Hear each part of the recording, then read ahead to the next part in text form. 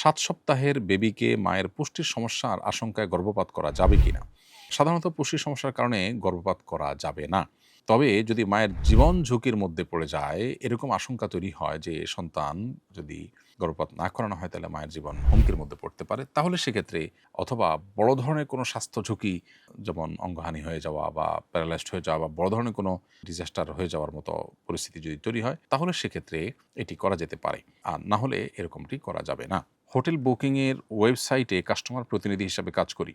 অনেক অবিবাহিত জুটি হোটেল বুকিংয়ের জন্য পরামর্শ ও নির্দেশনা চায় এবং গোপনীয়তা ও নিরাপত্তার কথা স্পষ্ট করে বলে। প্রতিষ্ঠানের দায়িত্ব হিসেবে আমাকে তা করতে হয়। আমার এই কাজ ও উপার্জন কি বৈধ?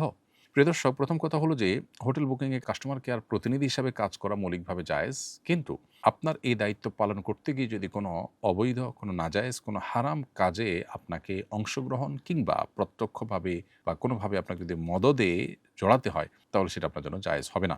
যেহেতু অবিবাহিত জুটি হোটেল কক্ষে অবস্থান করা এটা শরীয়ী দৃষ্টিকোণ থেকে হারাম এবং তাদের জেনার এই পথ সুগম করতে আপনি তাদের সহায়কের ভূমিকায় অবতীর্ণ হচ্ছেন, অতএব আপনার এই কাজটা নাজায়েজ। আপনি ওই জবে যদি এই কাজগুলো বাদ দিয়ে করার সুযোগ থাকে, এগুলো ইগনোর করার সুযোগ থাকে, তাহলে আপনার জন্য সেই জব জায়েজ হবে। আর যদি সেটা না থাকে, তাহলে আপনার জন্য ভিন্ন কোনো জব খুঁজতে হবে এবং এই জবে থেকে আপনি যদি উপার্জন করেন, তাহলে সেক্ষেত্রে অবশ্যই আপনার উপার্জনের মধ্যে হারাম অনুপ্রবেশ ঘটলো এবং এই উপার্জনের এই অংশটুকু হারাম হবে এবং এর জন্য আল্লাহর কাছে জবাবদিহিতার দায় আপনার উপরে কিন্তু বর্তাবে। আল্লাহ বলেছেন, তাআওয়ানু আলাল বিররি ওয়াত তাকওয়া ওয়ালা তাআওয়ানু আলাল ইসমি ওয়াল উদওয়ান।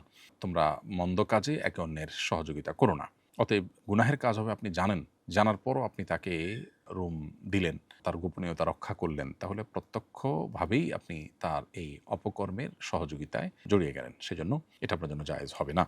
স্বামীর মৃত্যুর ইদ্যত চলাকালীন ক্লাস করানোর জন্য কলেজে যাওয়া যাবে কিনা? উত্তর হলো, স্বামীর মৃত্যুর পর 4 মাস 10 দিন পর্যন্ত স্ত্রী ইদ্যত পালন করবেন।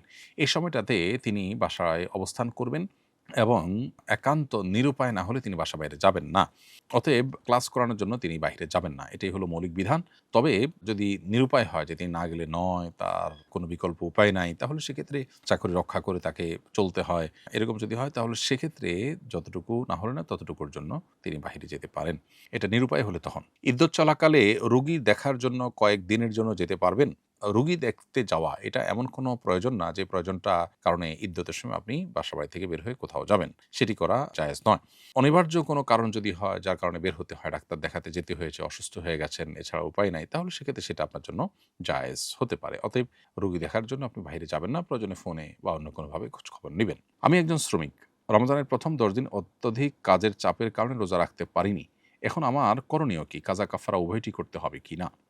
উত্তর হলো যে আপনি অত্যধিক কাজের কারণে যে রোজা রাখতে পারেননি, এর জন্য আল্লাহর কাছে তওবা এবং ইস্তিগফার করতে হবে। সেই সাথে এর জন্য আপনাকে একটি কাজা রোজা রাখতে হবে। আপনার কাফারা আদায় করতে হবে না। অর্থাৎ একটি রোজা ভেঙেছেন বা একটা রোজা রাখেননি আপনি, যে রোজাটা রাখা হয়নি সেটার জন্য আরেকটি রোজা আপনি রেখে দিবেন। এটা করলে ইনশাআল্লাহ আপনার দায়মুক্ত হবে এবং সেই সাথে আপনাকে তওবায়ে নাসুহা করতে হবে আল্লাহর কাছে। আমাদের সমাজে মানুষ মৃত্যুর আগে খতমে তাহলিল ৭০,০০০ বার কালিমা তৈয়্যিবা পড়ে রাখে এবং বলে এটা আমার মৃত্যুর পর কাজে আসবে।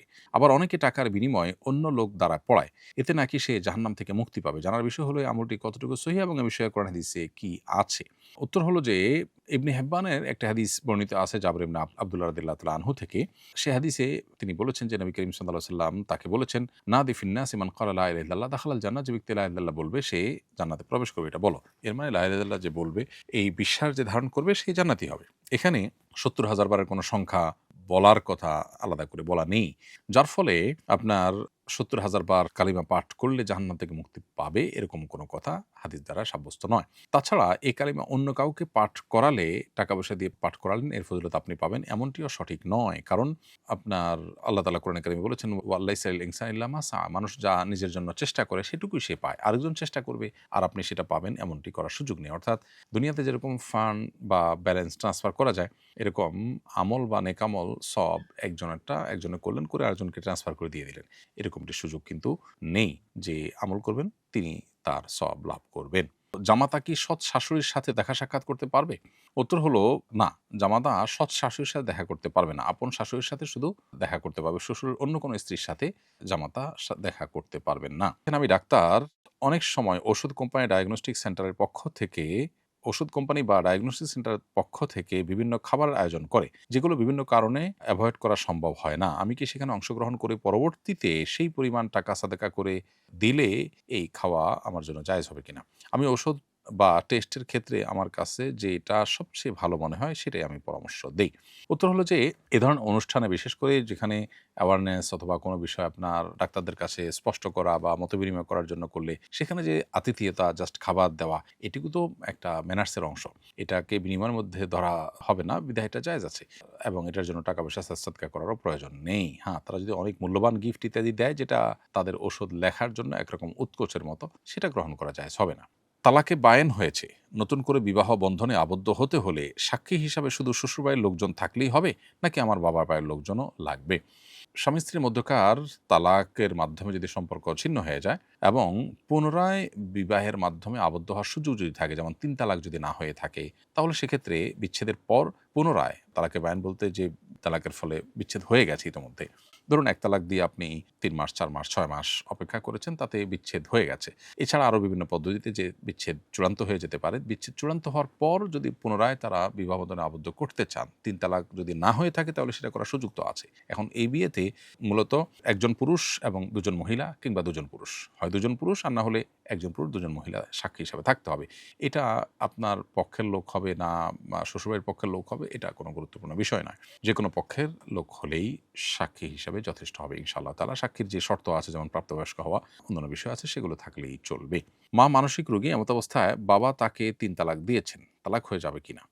উত্তর হলো, আপনার বাবা যেহেতু মানসিক রোগী নন, আপনার বাবা যেহেতু সুস্থ, অতএব আপনার মাকে তিনি তালাক দিলে তালাক পতিত হবে। আপনার বাবা নিজে যদি মানসিক রোগী বা অসুস্থ হতেন, তাহলে সেক্ষেত্রে তার তালাক পতিত হতো না। কিন্তু তিনি যেহেতু নিজে সুস্থ মানুষ, অতএব আপনার মা মানসিক রোগী হলেও তালাক কিন্তু ঠিকই পতিত হবে। স্বামীর সাথে ১ বছর কোনো যোগাযোগ নাই, তাদের দুজনের মধ্যে কোনো ধরনের সম্পর্ক নাই। এখন স্ত্রী যদি আবার বিয়ে করতে চায়, তাহলে স্বামীকে ডিভোর্স দেওয়ার পর স্ত্রীর কি ইদ্যত পালন করতে হবে? উত্তর হলো হ্যাঁ, অবশ্যই ইদ্যত পালন করতে হবে। স্বামীর সাথে স্ত্রীর যোগাযোগ নেই ১ বছর, ২ বছর বা আরও বেশি সময় ধরে এবং কোনো ধরনের সম্পর্ক নাই বাহ্যিকভাবে। এই বিষয়টি আসলে তাদের মধ্যে বিচ্ছেদ ঘটায় না। বিচ্ছেদ ঘটানোর জন্য যদি তারা স্বপ্রণোদিত হয়ে উদ্যোগ নিয়ে বিচ্ছেদের উদ্যোগ নেয় এবং বিচ্ছেদ ঘটায়, তালাক দেয়, তাহলে শরীয়ী দৃষ্টিকোণ থেকে তালাক দেয়া হলে, তালাক গ্রহণযোগ্য হলে অবশ্যই সেটি বিচ্ছেদের কারণ। এক্ষেত্রে স্বামীকে ডিভোর্স দেওয়ার কথা যেটা বলছেন, স্বামীকে আসলে ডিভোর্স দেওয়া যায় না। ডিভোর্স নিজের প্রতি নিজে গ্রহণ করতে হয়। স্বামী ডিভোর্সের পাত্র নন। এখানে একটা সূক্ষ্ম পার্থক্য আছে। স্ত্রী যদি এই বিষয়টি বিবেচনা করে তার যদি অর্পিত তালাকের পাওয়ার দেয়া থাকে, তার ভিত্তিতে তিনি নিজের প্রতি নিজে তালাক গ্রহণ করে থাকেন, যে শর্তগুলোর ভিত্তিতে সে তালাকের পাওয়ার দেওয়া হয়েছে, সেই শর্ত যদি পাওয়া যায়, তাহলে সেক্ষেত্রে তালাক হয়ে গেছে, ধর্তব্য হবে। সেক্ষেত্রে তালাক হওয়ার পর ইদ্যত অবশ্যই পালন করতে হবে। ইদ্যত পালন করার আগেই অন্যত্র স্ত্রীর জন্য বিবাহ বন্ধনে আবদ্ধ হওয়া জায়েজ হবে না। ইদ্যত হলো, যদি তিনি গর্ভবতী হয়ে থাকেন তাহলে গর্ভ খালাস করার আগ পর্যন্ত তার ইদ্যত থাকবে।